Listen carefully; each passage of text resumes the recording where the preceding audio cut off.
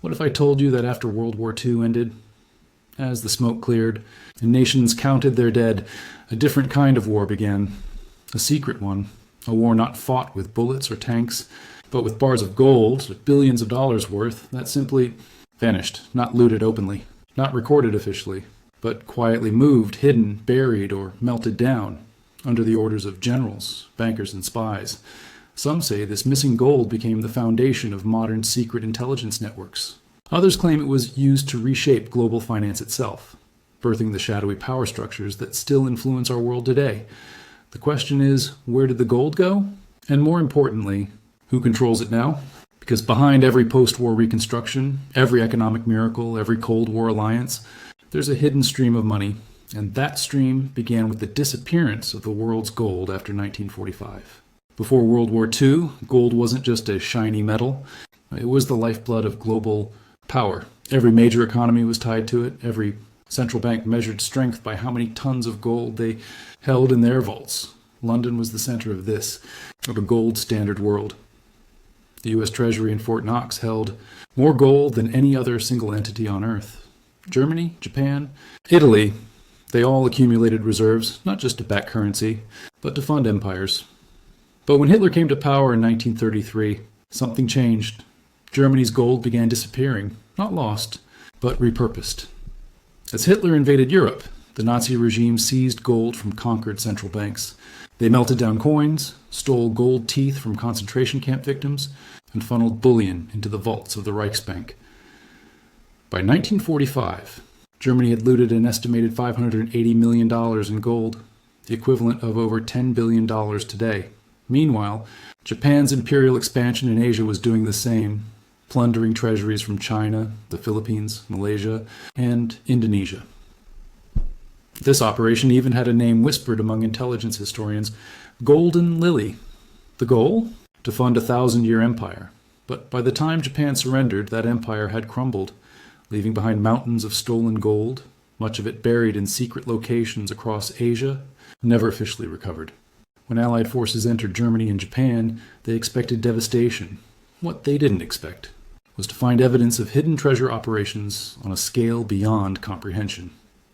In 1945, a joint Allied team called the Tripartite Gold Commission was established to recover stolen gold and return it to rightful owners. They found Nazi gold trains buried in mines, sunken ships off the coast of Norway, and secret Swiss bank accounts stuffed with bullion. But there was a problem. They didn't find all of it. In fact, some U.S. officers, particularly in intelligence, believed that the missing gold could be strategically useful. One of these men was General Edward Lansdale, later known as one of the masterminds of U.S. covert operations in the Cold War. According to several controversial but persistent reports, including those by researchers like Sterling and Peggy Seagrave, Lansdale and others discovered massive caches of Japanese war gold hidden in the Philippines. These caches, allegedly part of the Golden Lily Network, were not reported to Congress. Instead, they were quietly turned into a secret asset, a black fund used by the U.S. and its allies to finance anti-communist operations worldwide. Whether every detail of this story is true remains debated, but one thing is undeniable. By the late 1940s, vast quantities of gold were missing from global accounting. Yet money was moving more freely than ever.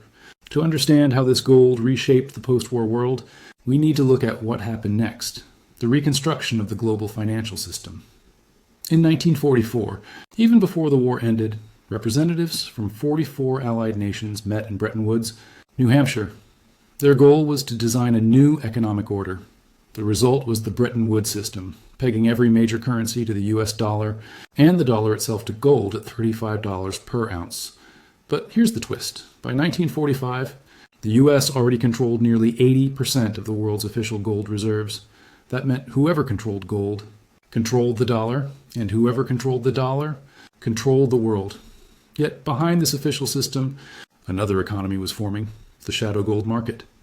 This was made up of looted Axis gold laundered through Swiss and Vatican banks, secret hoards hidden in Asia, untraceable black gold that could be used to fund covert operations without accountability. Cold War made this secrecy even more useful.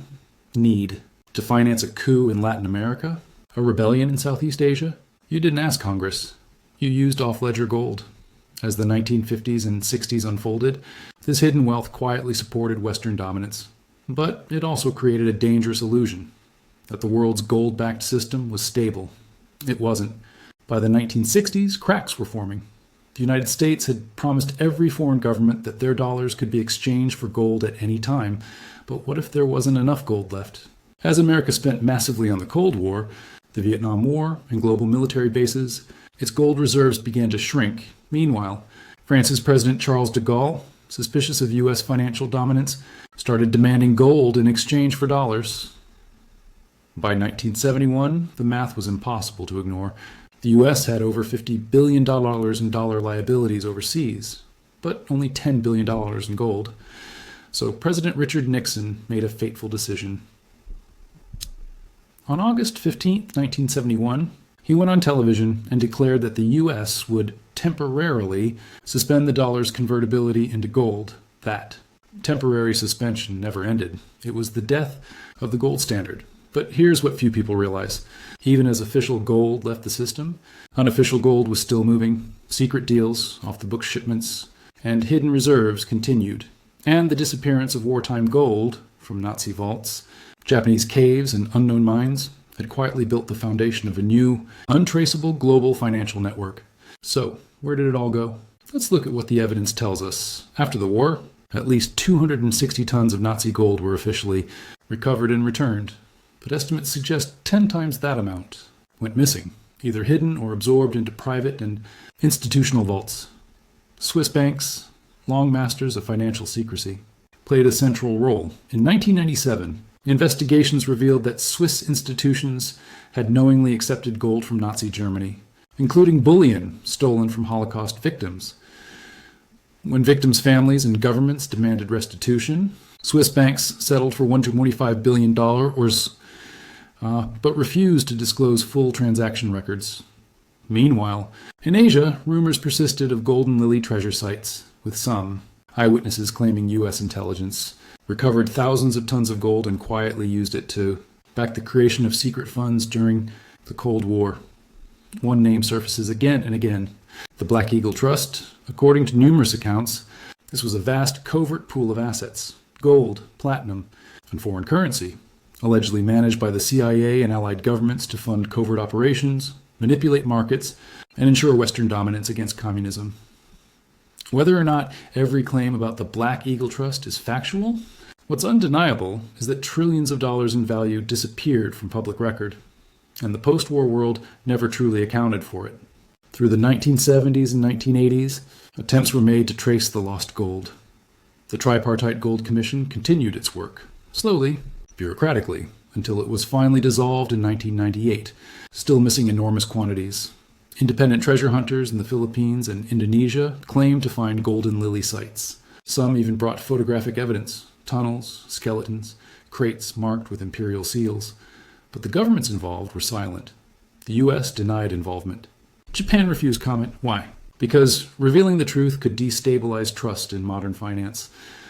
Imagine if it became known that entire post-war economies were built partly on looted, unregistered gold, that global reserves were quietly manipulated for geopolitical leverage, that economic recovery may have been fueled, in part, by stolen wealth. In the 1990s, when the Soviet Union collapsed, historians got a glimpse of how deep this hidden system ran. Declassified intelligence documents revealed secret wartime gold transfers, false manifests, and covert banking channels stretching from Zurich to Manila to New York. But by then, it was too late. The trail had gone cold, and the gold, or what was left of it, had already been melted, restamped, and absorbed into the bloodstream of the global financial system. If this story feels like ancient history, think again. The legacy of the missing post-war gold still shapes our world, just in digital form. Today, instead of hidden gold caches, we have offshore tax havens holding trillions of dollars. Instead of physical vaults, we have shadow banking, crypto wallets, and derivative markets that move unseen wealth across borders in milliseconds.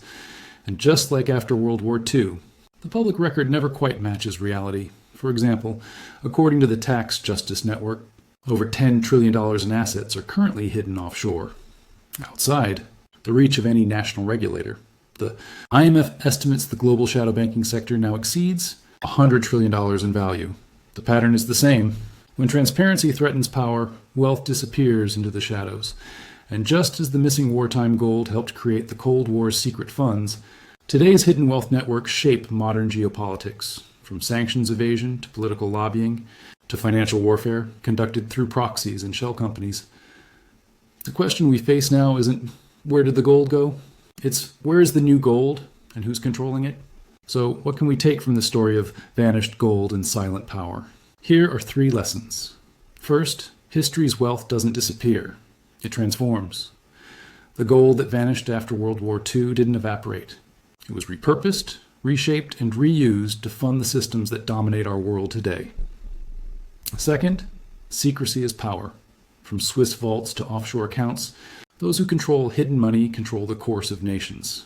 The lesson of the missing gold is that financial opacity is never an accident. It's a strategy. Third, every era creates its own invisible gold. In 1945, it was bullion buried in tunnels. In 2025, it's data, crypto, and derivatives worth trillions, equally untraceable, equally powerful, and equally dangerous. The mystery of the missing gold after World War II isn't just a story about treasure. It's a warning that what we can't see often shapes our reality the most. Because behind every war, every economic boom, every sudden crisis, there's always a hidden vault, and the door to that vault is still closed. If you found this story eye-opening, don't let it stay buried. Share this video, subscribe for more deep investigations, and remember, in the world of money and power, the real wealth is always hidden.